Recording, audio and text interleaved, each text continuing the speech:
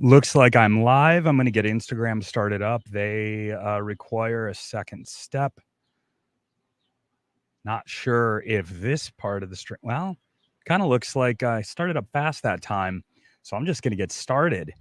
Honestly, the reason why I do these live streams is because I'm absolutely horrible about taking time to record videos. I've done it. If you look at my YouTube page, I have a number of videos up there, but for some reason, live streaming is so much easier for me. There's no pressure. I just come in and sit down and start talking. And I felt inspired to talk tonight, and I want to talk about that because it was so powerful. I've been doing this process I call retro session for other people for honestly, I don't know, maybe a year and a half. Had previously just used it for myself, and I guess before doing it kind of publicly, I did it for close friends. But I have always resisted doing online sessions. When I'm doing retro session and helping someone release stuff, release the hold of the past on their present, I watch for very, very clear signs that everybody exhibits. That one, they found something that needs some releasing, that they're ready to release, that the releasing is happening. I can tell a lot from seeing a person's face, seeing their body, even seeing their pulse, all the hands, feet, everything. So it's ideal, and I still stick with that. It's ideal for somebody to be in my office in the zero gravity recliner I have so I can be in their presence. There's a lot that's missed online or on a phone call, as I'm sure everybody knows. But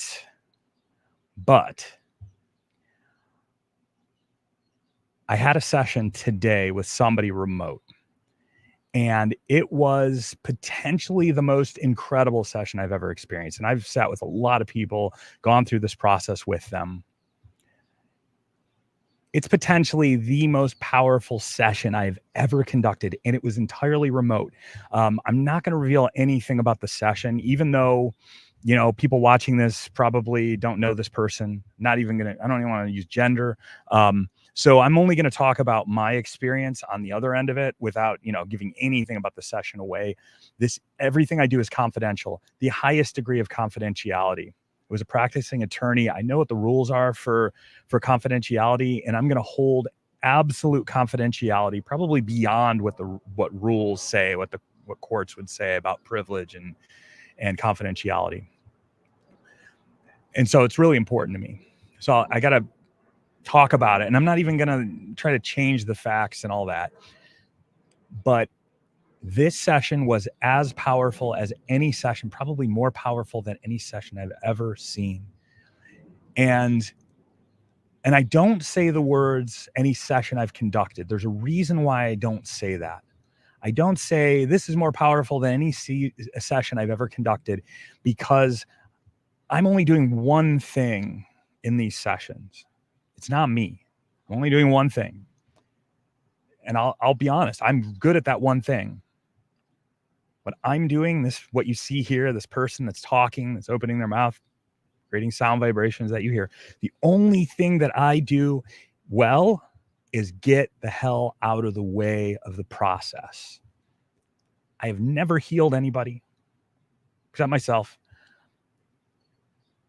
I haven't figured out how to help somebody heal, not once. I have done nothing but get the heck out of the way and watch in awe, in absolute awe, as miracles happen in front of my face. What the hell? How am I lucky enough to have gone through all the pain, all the suffering I experienced for all those years, 6 until whatever it was, 43, whatever it was. All the pain, all the constant mistakes. Oh my gosh, people will say, a lot of people, oh, you don't understand. I made so many mistakes. Well, I'm going to tell you, when I say it, no need to go into the details here. I'm happy to reveal it, but I made more than most, maybe not more than all, but I have made more mistakes than most. And you know what? Every single one of those mistakes was essential. And it was essential to help me do that one thing I do well, which is get out of the way. I made and make more mistakes than the average person. I'll maintain that. And I welcome it. I welcome those mistakes. I welcome the suffering that I experience. I welcome the pain that happens periodically. Because every bit of that experience, every bit of that suffering led me to this place where I get to sit with people and watch as miracles take place in front of my eyes. And it happens regularly every week, multiple times. I see miracles take place in the office. How is this life? It's amazing. It's amazing. But like I said, all I'm doing is getting the hell out of the way. I'm not doing anything except coming along for the ride. And at the end of a session, when I tell someone thank you probably 20 times, I'm thanking them for allowing me to take the passenger seat. I'm not even navigating. I'm not even navigating. If I'm taking any action, and we're using the car metaphor, I'm letting the GPS talk, and I'm not trying to get in the way. I'm not trying to say, yeah, the GPS says go that way, but I think you should go. No, that is the only thing I'm doing, is staying the heck out of the way as the process unfolds. I never know where the sessions are going to go. I have no clue. I have no idea what someone's going to bring to me. I have no idea. And every time a miracle happens, every single time, without exception, every time I see a miracle in my office, there's a couple things that happen. Couple I'll reveal, couple I just kind of keep to myself, because I don't want to not poison the well, but I don't want to give people preconceived notions that may come in for a session. But I can say this: every single time healing happens, miracles happen, every single time, the person in the chair, whether it's me when I've done retro session on myself, or somebody else, every single time they're surprised. Some think they know, and I sometimes have thought I know what we're going after. What was the thing in the past that we're working through? What is the thing we're going to release? People have ideas. Most people, not everyone, but most people come in with an idea, and I have this problem, and this is why my dad did this, my mom did this, I had this experience. And almost every single time they get to the end of the process and they're like, what the heck? What the hell is that? Where did that come from? And it doesn't just come up and it's some random thing and you're like, oh, I released it. No, it comes up and you're kind of confused at first. This is speaking from my experience doing retro session on myself. Like, what is this? And then there's this moment of recognition, this aha moment where the light bulb goes off. Like, oh, that's why I've been behaving in that way. That's why I've been responding that way, reacting that way all these years. That's why. What the hell? I never would have figured that out. I mean, that is just the reaction every single time. And here's my theory. And I don't talk a lot of theory. I don't care how this works. It doesn't matter. It's that it works. But what I'm interested in is well, just that it works. The process works. But here's my theory. If thinking is going to solve my problems, I would have figured it out already. I know how to think.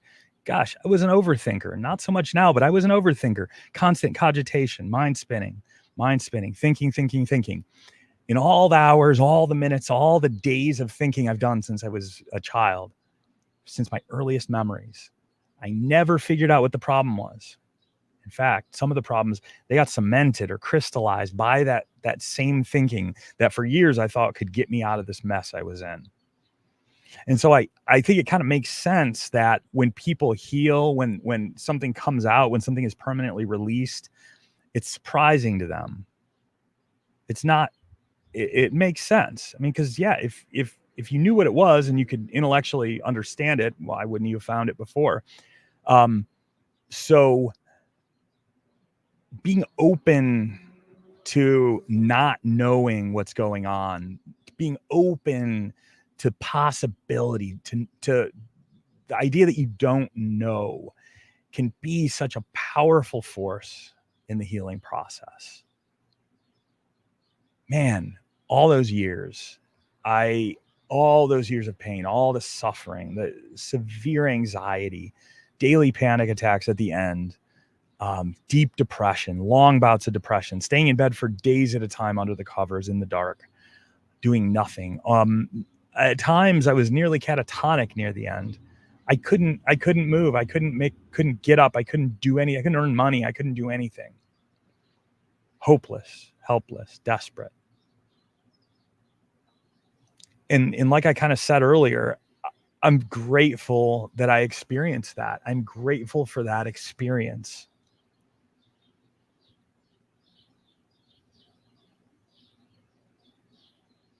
Without that desperation, without that pain, beyond pain,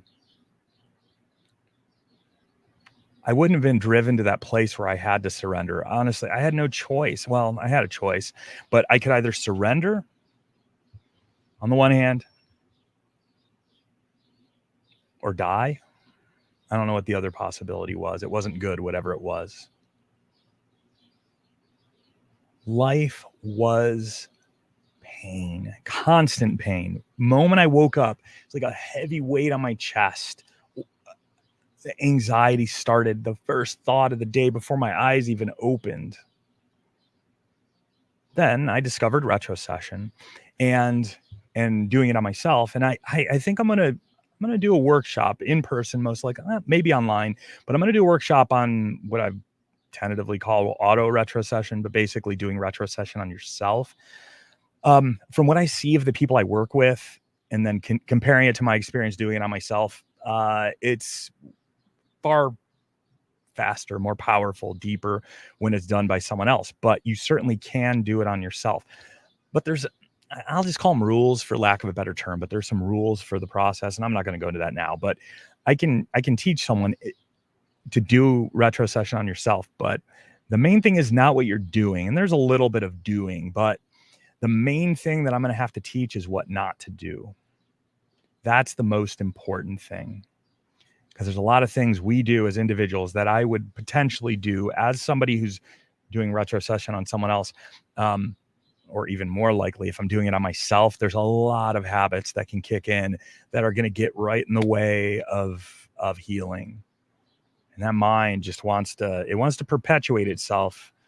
And in my opinion, my experience with myself, not saying this is the same for everybody else, but the mind, the ego mind, we can call it, its sole desire is to perpetuate itself forever. I'm not even going to say perpetuate itself to live for as long as it can. The ego, at least mine, wants to live forever. One of the things it can't do. And it comes up with all sorts. It's not very smart, frankly. It's smart in some sense, but it's not ever going to succeed in perpetuating itself indefinitely. But it sure as heck going to try. And it tries by reacting. It tries by coming up with programs, if you will. And I have a computer science background, so I'm going to use that language. It develops programs that it runs automatically. Okay, maybe if this will work, and oh, that didn't quite work, so let's slightly modify it. And it's this process of like building these programs on. I, the mind, I, the ego, I'm going to fix things, and here's how I'm going to do it. Oh, that didn't work, so let's try another program on top of that one. And by the time we're 20, 30, 40, 50, 60 years old, by the time that happens, we're so gunked up with all this programming that the ego mind has created for us that we have no clue why we're making the decisions we're making, why I'm thinking the way I'm thinking. All this programming is running. And trying to think my way out of it, trying to think my way out of a problem that's essentially a thinking problem is, in my experience, in my belief, is never going to work ever, ever, ever. So retrocession, this process that I do for others, that I did for myself intensively for a period of time, erasing permanently, well, as far as I know, permanently, for many years now, the depression, the anxiety, the panic attacks, this process is not about thinking yourself out of the problem. It's going back to the foundation. It's going back to the moment you installed that programming, if I can use that metaphor. and uninstalling it. I was talking to someone in the last couple of days, and I don't think I've ever said it this way until then, but it's very helpful for me. It was helpful for me to contextualize what I'm doing and kind of contextualizing it with things like therapy, which I'm not. I'm not a therapist, not a counselor. But contextualizing it with spiritual practices, meditation, all these things I did for all those years, all the therapy I took.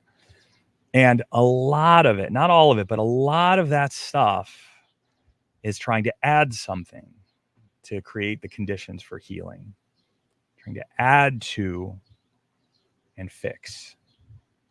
Retrocession does not do that. Although I'll give a slight caveat, and I'm not going to go deep into it because it's a whole nother topic. There's a way to use the principles of retrocession to, if you will, install habits. I hesitate to do it because it really is a powerful process for releasing, not adding. So if we think of ourselves, and I'm just going to talk from my personal experience. I was fully myself, at least to the extent that a being in a body can be, between the ages of birth, I'm assuming, and about 6 years old. Some stuff got implanted and installed, if you will, these programs I'm talking about. But I had this well of joy, of bliss, of creativity that came out, and it manifested itself in kind of probably wild ways, and it was limitless. Thinking back to that feeling of being that kid, and then the big stuff happened, and there was a core wound, if you want to use that language. I had a core wound about 6 years old, and that so this pure self, this fully alive kid now has this wet blanket or whatever you want to think of, garbage thrown on top of it. So that's the core wound, and it started there. And then that little pile that was started by the core wound, other things kind of stick to it. It creates some friction, if you will. And now it's easier for the next thing to stick, and then the next thing to stick. And then all this stuff that sticks is running these constant programs in my head, and it's telling me what to do. And until I experienced deep healing, deep permanent healing, I thought that I had autonomy. I thought I was making decisions for myself. Until it was gone, I didn't realize that anxiety was making my decisions for me. Depression was making my decisions for me. I wasn't making a single decision in my life. And now it sounds extreme. I was along as a passenger, like a child in their car seat in the back seat with one of those little steering wheels that attaches. And I thought I was driving, but I wasn't driving. I was hitting that horn. It was making that little squeaking noise, and I was turning the wheel, and maybe there's little turn signals on it.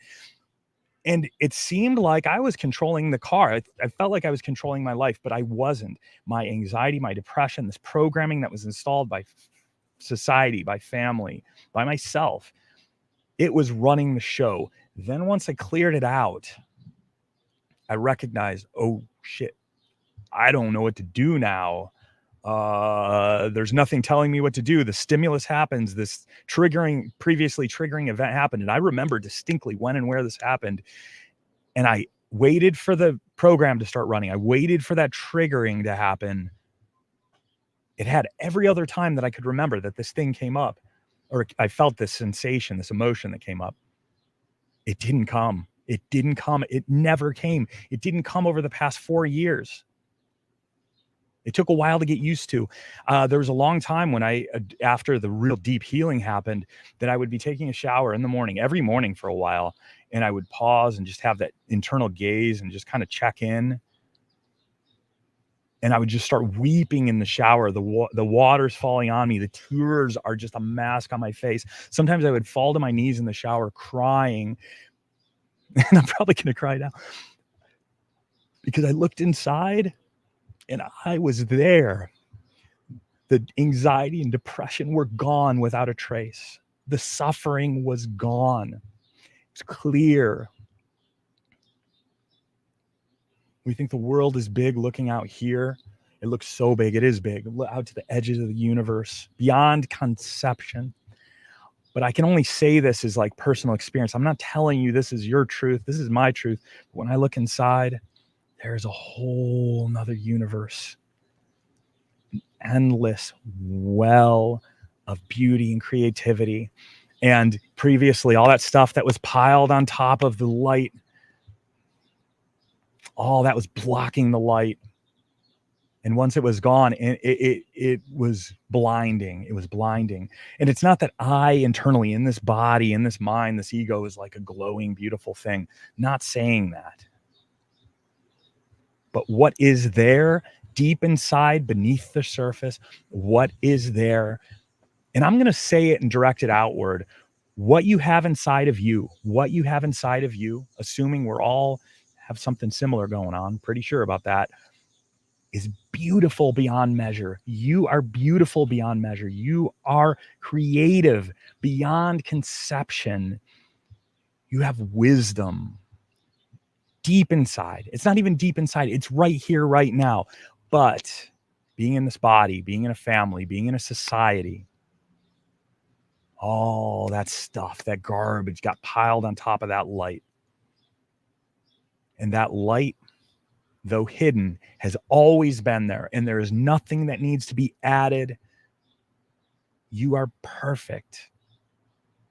You are beautiful. Nothing needs to be added to you. Nothing needs to be taken away. I'm going to say it. I don't usually say that, but in my deep recognition is nothing even needs to be taken away. Everything that you need for the bliss of existence, for a joyful, blissful, peaceful existence, free of suffering, is right here, right now. It only appears to be missing. I say this a lot in yoga classes and sessions. I'm going to say it now. You are free. You are freedom itself in human form. It always makes me cry too. Man, if you've been in one of my yoga classes, you'll hear my voice crack when I say that. You are free. You are freedom itself in human form. And it's not, and when I talk about the garbage being piled on top, that's just a metaphor. Everything I'm saying is a metaphor. Words can never capture the essence. Words are an attempt to capture the ineffable and put it in a form that can be communicated to other beings. That's all it is. So I'm doing my best. But know that the deepest truth here is not something I can say. It's not knowledge. Knowledge is never going to heal anybody. Knowledge is beautiful, but knowledge is not going to heal anybody. You're already healed. There's apparently some garbage piled on top of that beautiful light. But that's the illusion. So like in Hinduism and Buddhism and Eastern religions, and probably some Western religions as well, there's the idea of karma. There's the idea of Maya, illusion. All of them have it, but Maya is what I was getting at, not karma. Maya is often translated as illusion, and it's often this is, again, speaking from my experience right here, right now, not something I read.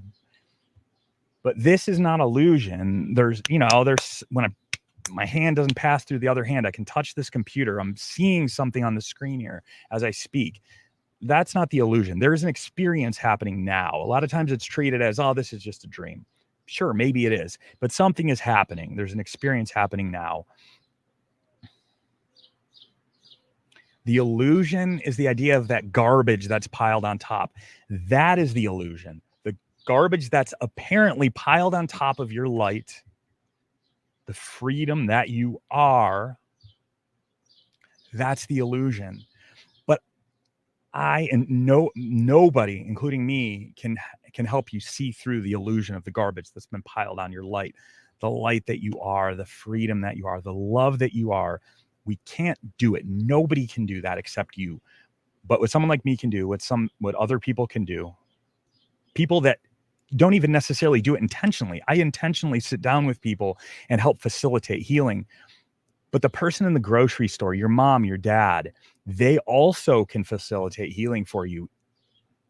And it may not come in the form that you want to take, but they can also facilitate it. But the point is, I'm using the word facilitate for a reason. Healing can only be facilitated by another. It is always, always, always going to be something that happens with you. You are the healer when you heal. Facilitation is great though, because the ego is really tricky. And what a facilitator can do is help you get around the ego and see things as they are, to be here in this moment. That's really what I'm doing in retro session. I'm getting the hell out of the way and helping clear the space around you so that you can see things as they really are. And I'm going to say it again. You are already healed. There's just the illusion of suffering. There's the illusion of being unhealed. All that garbage that's apparently piled on top of your light. You can heal. It can be permanent, as I said in the description of the video, except on Instagram, because you can't really do one. It's permanent. It's deep. And there's something else I said. It's not a roller coaster. Oh, this is amazing. I feel good. Oh, man, that didn't work. Man, I did that roller coaster with self-help and spirituality and meditation for 25 years. And it was all an essential. I'm not saying it's bad, but it was so frustrating to roller coaster, to read a book, a self-help or spiritual book, and be like, oh my gosh, this is the thing. Oh, I'm still here. This apparent garbage piled on top of my light is still here. Just saying that now in retrospect. I didn't think about it like that then. But then something changed. I discovered retro session for myself. I did this process hours and hours and hours every day, silently to myself. I wouldn't recommend it, but I would do it while I was driving. I do it when I woke up in the morning before I opened my eyes. I do it in bed before I went to sleep. And things got better. And now 4 years from kind of the big healing, 3.5 from what I would say is, the deepest healing. It hasn't reared its ugly head. I'm not telling you that you're going to feel better for a while and then we got to talk again. That's not it. If you see the process through, remove the illusion of garbage that's piled on your light. If you see that process through, real healing happens. All that garbage is not going to come back. New garbage can be put on for sure. But that garbage that you removed, or the illusion of garbage that you eliminated, it will be gone forever. And if you heal something and it comes back 2 weeks later, it seemed like at 5 days when I was going through a lot of self-help and spirituality, it's like 5 days, there's this arc. Oh, I feel amazing. Oh crap, I'm still here. It's not healing if it isn't permanent. I've really hesitated to say this kind of stuff, these extreme statements. I mean, statements that sound extreme, but I'm lying to you if I pretend otherwise. The you that's underneath that apparent garbage, it's there. And that light cannot be dimmed. It seems dim, but it's not dimmed. And I don't want anybody to accept anything on faith. You don't need to believe anything. But maybe, if you're going to have a little bit of faith, I recommend have faith that you can heal permanently, profoundly, deeply. Just have that little bit of that sense of a light at the end of the tunnel. That's the first step. Maybe the first. Also willingness, deep willingness. And I think I talked about that more on my last stream. This stream on some places like YouTube, it'll definitely be available. I believe Facebook, you can go back to the beginning if you've not been here for this whole thing and watch. But the last stream, I think I talked more about that. But I'm running up to the end of the stream. Thank you so much for being here. Thank you for listening. If you need anything, please reach out. Feel free to DM me. You can go to my website, link in bio. It's going to be in various places depending on the platform. I'm streaming in 4 places now. But you'll find me. Feel free to reach out. You can DM my website, which is definitely linked.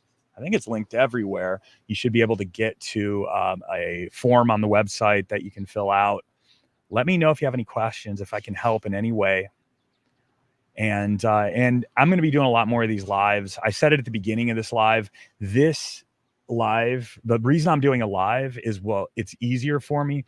And I'm more likely to do a live than I am to sit down and say, I'm going to record a video for an hour and I'm going to edit and all that. A live is just spontaneous. I'm just speaking off the cuff.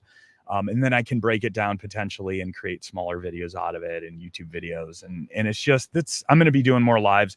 I don't know if I'll do them 7 days a week or even 5 days a week, but as often as the spirit moves, I'm going to be here. And if you have a question, I would be happy to answer it through my next live stream. The other thing I'll offer is if you reach out to me and you have something you're working on, some of these live streams starting soon, could even be tomorrow. Some of these live streams are going to be essentially guided sessions, not one-on-one. Obviously, I can't see you, so I can't respond to you. But if you reach out and you say, hey, I'm struggling with this thing, will you do a stream on it? I will absolutely do it. I will schedule it immediately. I'll let you know. I'll respond and let you know when I'm going to do it. Worst case, if you can't be there live, totally fine. I'll let you know when it's recorded and you can go back and watch it. But I'm offering that. I'm not charging for any of this. Please reach out if you want to have me do a live session and guide you through something. I won't say your name. I won't reveal who you are. I won't say any identifying information, but I would be happy to do that. So feel free to email, feel free to message me any way you'd like. And I'll see you next time.